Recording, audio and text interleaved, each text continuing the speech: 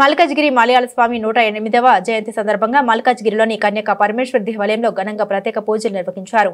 ప్రతి సంవత్సరం చైత్ర శుద్ధ ఏకాదశి నాడు మలయాళ స్వామి జయంతిని దేవస్థానంలో ప్రత్యేకంగా నిర్వహించడం ఆనవాయితీగా వస్తోంది. గత కొన్నేళ్లుగా ఈ దేవాలయంలో మలయాళ స్వామి జయంతిని భక్తి శ్రద్ధలతో జరుపుకుంటున్నారని నిర్వాహకులు తెలిపారు. ఈ సందర్భంగా ఆలయంలో ప్రత్యేక పూజలు, హోమాలు, అర్చన నిర్వహించబడినట్లు తెలిపారు. ఈ కార్యక్రమానికి భక్తులు పెద్ద ఎత్తున హాజరై స్వామి కృపకు పాత్రులయ్యారు. ఈ కార్యక్రమం మొత్తం సాంప్రదాయబద్ధంగా భక్తి శ్రద్ధలతో సాగిందని భక్తులు తెలిపారు.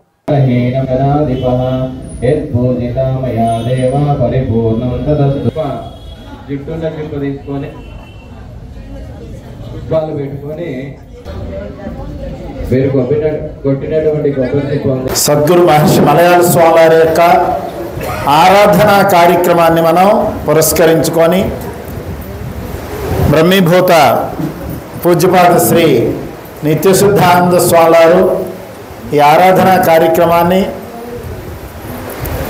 ఈ సికింద్రాబాదు మల్కాజ్గిరి కన్యకా పరమేశ్వర దేవస్థానంలో గత కొన్ని సంవత్సరాలుగా యథావిధిగా నిర్వహిస్తూ ఉన్నారు. తర్వాత మా పూజ్యశ్రీ పరమాత్మానంద స్వామి వారి ఆధ్వర్యంలో ఈ కార్యక్రమాలు ప్రతి సంవత్సరం మరలా ఇక్కడ జరుగుతూ ఉన్నాయి.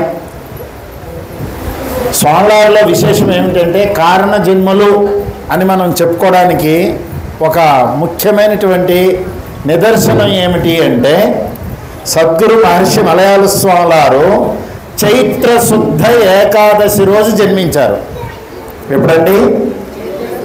చైత్రమాసం శుద్ధ ఏకాదశి రోజు జన్మించారు. మరలా మహానిర్యాణం అంటే ఈ శరీరాన్ని పరిత్యజించడం అనేటువంటిది ఆషాఢ శుద్ధ ఏకాదశి రోజు ఈ శరీరాన్ని పరిత్యజించారు. అంటే వారు పుట్టింది ఏకాదశే, వారు శరీర పరిత్యాగం చేసినటువంటిది కూడా ఏకాదశే. అంతేకాకుండా వారు ఆ శరీర పరిత్యాగం చేసేటప్పుడు ఏకాదశి గడియలు వచ్చినాయా అని అడిగి ఏకాదశి గడియలు అంటే ఏకాదశి సమయం ప్రవేశించిన తర్వాత ప్రాణాలను విడిచారు. ఇది మన వల్ల అవుతుందా? ఏమైనా ఒక భీష్ముడికి అయ్యి ఉండొచ్చు, అట్లా ఎవరికో అయ్యి ఉండొచ్చు, కానీ అందరికీ అది మన చేతిలో కాదు కదా, మరణం మన చేతిలో ఉండదు.